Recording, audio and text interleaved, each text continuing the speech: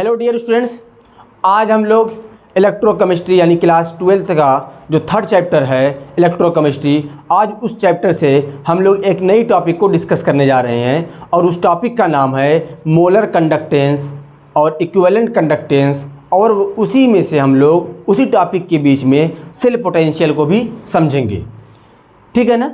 अब देखते हैं कि मोलर कंडक्टेंस क्या होता है। उससे पहले मैं आप लोगों को प्रीवियस जो लेक्चर था उसमें कुछ बातें जो हम लोगों ने पढ़ी थी उसको डिफाइन कर देता हूं। जैसे हम लोगों ने पढ़ा था कंडक्टिविटी या specific conductance, kappa equal to पढ़ा था C/LA, है ना। अब यहाँ पे देखें, ये C क्या है, कंडक्टेंस है, और ये K यानी कप्पा, इसको K नहीं पढ़ेंगे, कप्पा पढ़ेंगे। कप्पा क्या है, स्पेसिफिक कंडक्टेंस या कंडक्टिविटी है। अब यहाँ पे देखें, हम लोग L/A को, अगर L/A जो होता है उसको हम लोग क्या बोलते हैं, उसको हम लोग सेल पोटेंशियल बोलते हैं। क्या बोलते हैं, सेल पोटेंशियल। तो सेल पोटेंशियल को हम लोग C* से भी हम लोग रिप्रेजेंट कर देते हैं। तो कप्पा इक्वल टू C/C*। अब यहाँ पे देखें, कुछ बुक में आपको मिलेगा ये कैपिटल G से रिप्रेजेंट होगा, जो कंडक्टेंस होगा वो कैपिटल G से रिप्रेजेंट होगा। तो हम लोग इस जो सेल पोटेंशियल होता है इसको G* से रिप्रेजेंट करेंगे। और जो ये कप्पा होता था वो होता क्या है, वो होता है कि conductance of 1 ml electrolytic solution, यानी 1 ml इलेक्ट्रोलाइटिक सॉल्यूशन की जो कंडक्टेंस होती है उसी को हम लोग कप्पा कहते थे, है ना।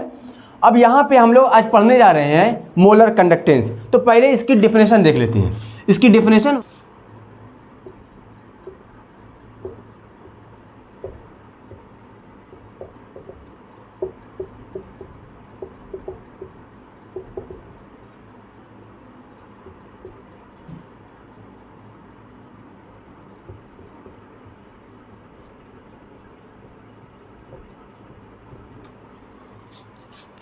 इसकी जो डिफिनेशन है देखें, molar conductance is equal to conductance of 1 mole है, ठीक है ना।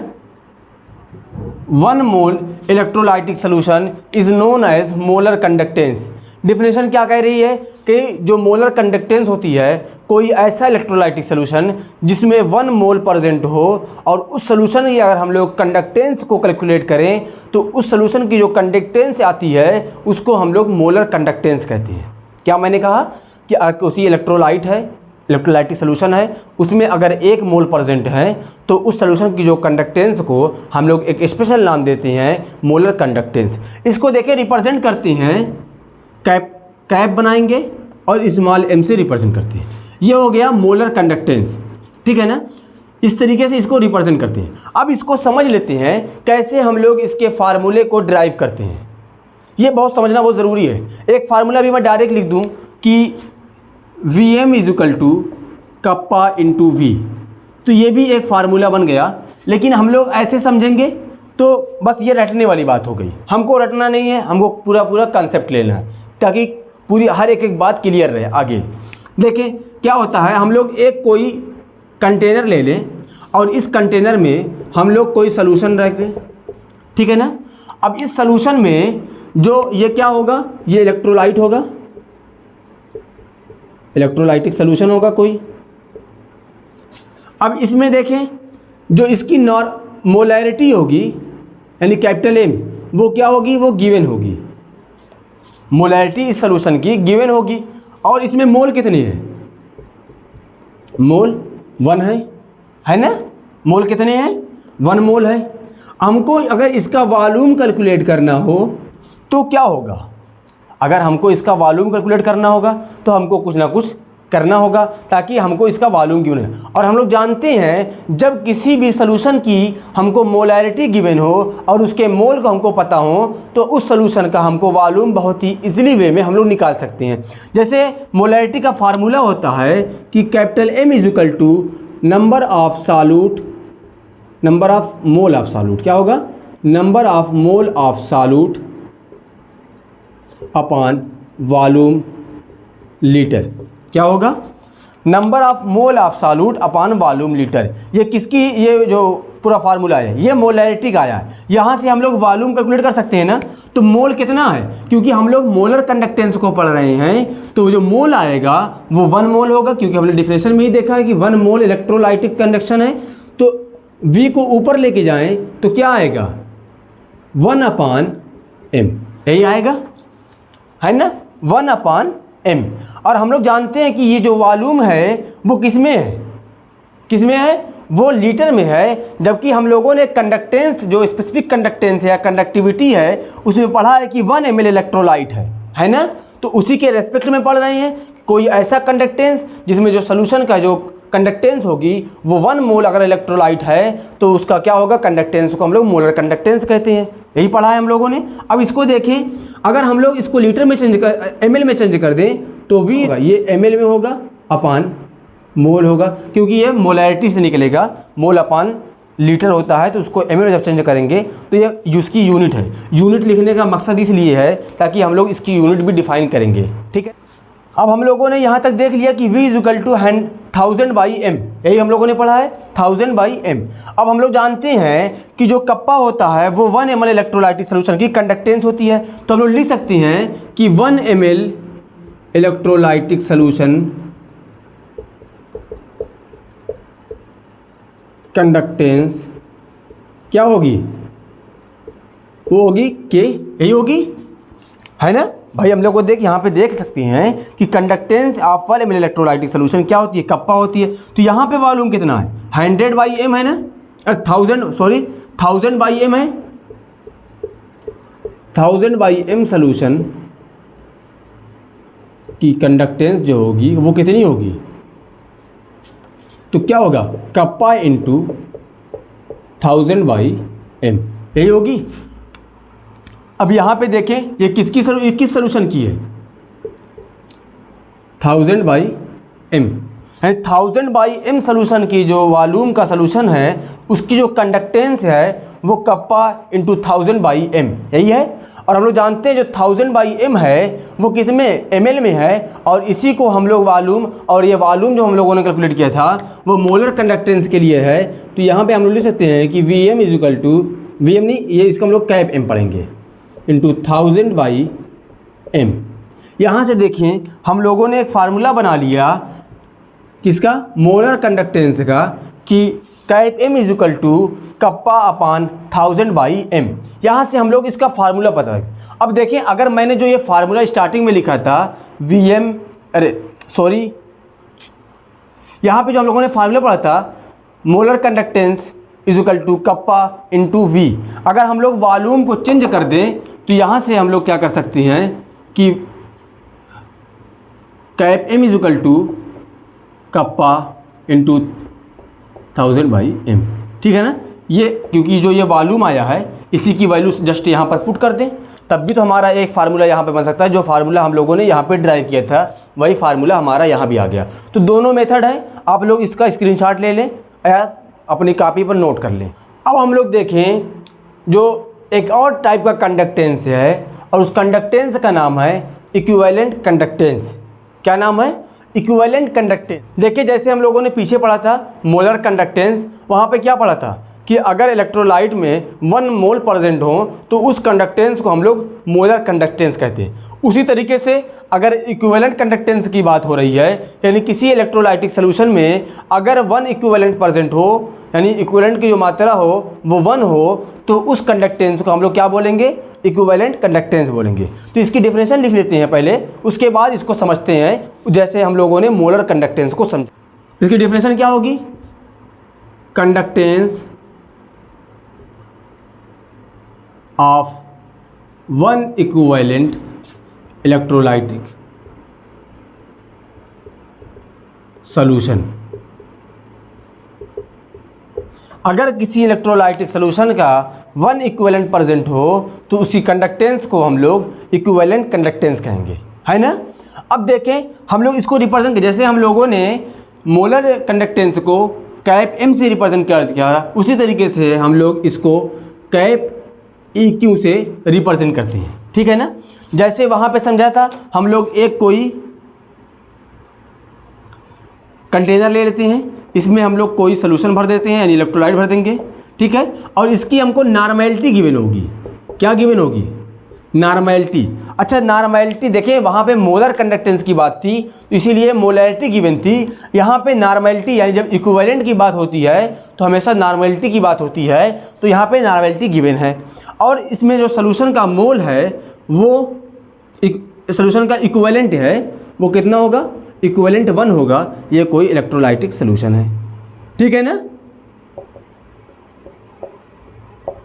ये इतनी बातें हमको गिवन है। अब देखें, अगर हमको यहाँ से इसका वॉल्यूम निकालना हो तो हम लोग वॉल्यूम कैसे निकालेंगे? देखिए, वॉल्यूम कैसे निकालेंगे? तो हम लोग जानते हैं कि N इक्वल टू होता है equivalent equal upon volume litre. और वहाँ पे हम लोगों ने क्या पढ़ा था? Molarity equal to mole upon volume in litre, यही पढ़ा था। अच्छा, इक्विवेलेंट कैसे निकालते हैं उसके लिए देखें, इक्विवेलेंट इक्वल टू होता है मोल इंटू एन फैक्टर। क्या पढ़ा था? N factor, mole into N factor, ये उसका फार्मूला होता है, ठीक है ना। अब देखें, एन इक्वल टू होगा equivalent upon volume in litre. अब यहाँ से हम लोगों को वॉल्यूम कैलकुलेट करना हो तो वॉल्यूम के लिए क्या होगा? Equivalent upon N. और हम लोग जानते हैं कि यहाँ पे हम लोग बात कर रहे हैं इक्विवेलेंट कंडक्टेंस की, और यहाँ पे डिफिनेशन में साफ साफ लिखा है कि कंडक्टेंस कितनी होगी? 1 इक्विवेलेंट इलेक्ट्रोलाइट होनी चाहिए। तो यहाँ पे हम लोगों को जो वॉल्यूम आएगा वो क्या आएगा? 1 अपॉन एन, यही आएगा। अब देखें, हम लोग इस वॉल्यूम को, हम लोग ये लीटर में है, इसको हम लोग ml में चेंज करते हैं। जब ml में चेंज करेंगे तो हमारा आ जाएगा 1000 अपॉन एन, और ये किस में है? ml में है। और इसकी, और ये क्या है? इक्विवेलेंट में है, नॉर्मेलिटी का है वो इक्विवेलेंट में है। ये इस तरीके से इसकी यूनिट हम लोग साथ साथ लिखते चलें। तो v इक्वल टू 1/n, या हम लोग इसको अगर ml में करेंगे तो 1000/n आएगा। अब यहाँ से देखें, हम लोग अगर जैसे ही पीछे किया था वैसे हम लोग देखें कि जो ये स्पेसिफिक कंडक्टेंस होता है वहाँ पे क्या था कि 1 ml इलेक्ट्रोलाइटिक सॉल्यूशन की जो कंडक्टेंस होती है वो कितनी होती है? कप्पा होती है, यही पढ़ा था हम लोगों ने। तो यहाँ पे कितना वॉल्यूम है? 1000/n इलेक्ट्रोलाइटिक की जो कंडक्टेंस होगी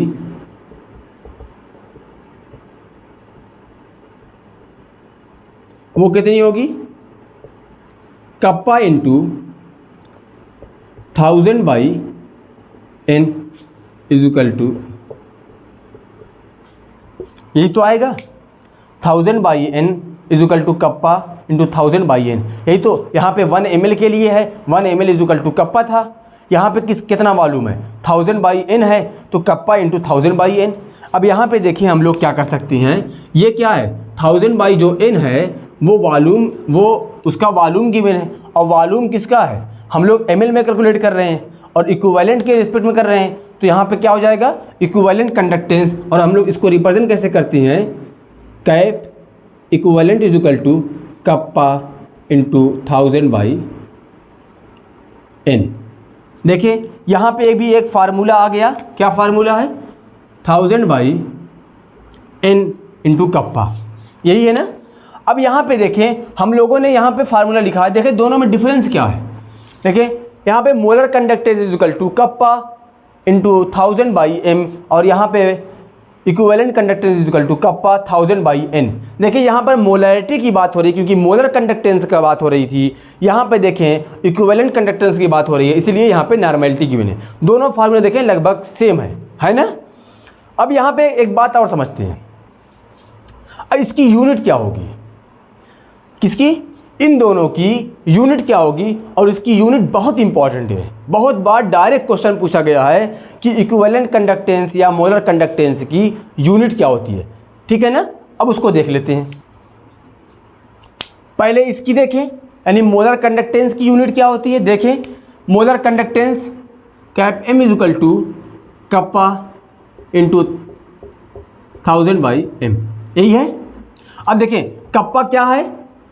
कंडक्टिविटी या स्पेसिफिक कंडक्टेंस, और इसकी यूनिट हम लोगों ने पिछले लेक्चर में पढ़ा था, होती है साइमन सेंटीमीटर इनवर्स, यही पढ़ा था हम लोगों ने। अब यहाँ पे जो ये है इसकी यूनिट मैंने लिखा था ml/मोल, यही लिखा था ना, क्या लिखा था, ml/मोल। तो यहाँ पे क्या हो जाएगा इसकी यूनिट। अब देखें हम लोगों को इसकी ml को हम लोग किस में चेंज करेंगे, सेंटीमीटर में। तो हम लोग जानते हैं कि 1 ml इज इक्वल टू क्या होता है 1 cc या 1 सेंटीमीटर क्यूब, क्योंकि वॉल्यूम की बात हो रही है। ये ml जो बात कर रहा है वॉल्यूम की, अगर हम लोग इसको सेंटीमीटर में चेंज करें तो क्यूब करते हैं। तो यहाँ पे हो जाएगा सेंटीमीटर क्यूब अपान मोल, यही होगा। अब देखें इसकी क्या आ जाएगी unit, siemens centimetre inverse centimetre cube upon mole. यहाँ से एक सेंटीमीटर इनवर्स कैंसिल हो जाएगा और हम लोग जानते हैं कि यहाँ पे आ जाएगा सेंटीमीटर स्क्वायर और मोल इनवर्स। ये किसकी यूनिट आई, मोलर कंडक्टिविटी की या मोलर कंडक्टेंस की, ठीक है ना, किसकी यूनिट है। तो ये याद कर लीजिएगा, बहुत इंपॉर्टेंट है। अब यहाँ पे इसी तरीके से हम लोग इक्विवेलेंट कंडक्टेंस की यूनिट देखें। इक्विवेलेंट कंडक्टेंस को कैसे बनाया था, EQ is equal to, formula क्या था, कप्पा इंटू 1000/n, यही था। अब देखें कप्पा की क्या होगी, साइमन सेंटीमीटर इनवर्स, और यहाँ पे हम लोगों ने लिखा था ml/इक्विवेलेंट। हम लोगों ने पीछे लिखा था, इसीलिए मैंने लिखा था कि आप लोग वहाँ समझते रहें। अब देखें यहाँ पे क्या होगा, ml को हम लोगों ने जब चेंज किया सेंटीमीटर में तो क्या आया था, सेंटीमीटर क्यूब आया था ना, अपान इक्विवेलेंट, और यूनिट क्या आ जाएगी, ये एक कैंसिल हो जाएगा, यहाँ बचेगा 2। चलिए यहाँ पे लिख लेते हैं हम लोग।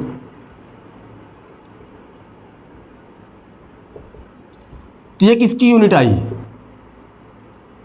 इक्विवेलेंट कंडक्टेंस की। किसकी यूनिट है, इक्विवेलेंट कंडक्टेंस की। यहाँ पे देखें यूनिट में भी देखें, साइमन सेंटीमीटर स्क्वायर, यहाँ पर मोल है क्योंकि हम लोगों ने मोलैरिटी की बात की थी। यहाँ पर इक्विवेलेंट है क्योंकि यहाँ पे हम लोगों ने नॉर्मैलिटी को रिस्पेक्ट में लेके बात किया था। तो आई होप पूरी बात आप लोगों को क्लियर हो गई होगी और उसकी यूनिट भी क्लियर हो गई होगी। अब हम लोग मिलते हैं एक नेक्स्ट टॉपिक के साथ। Thank you very much.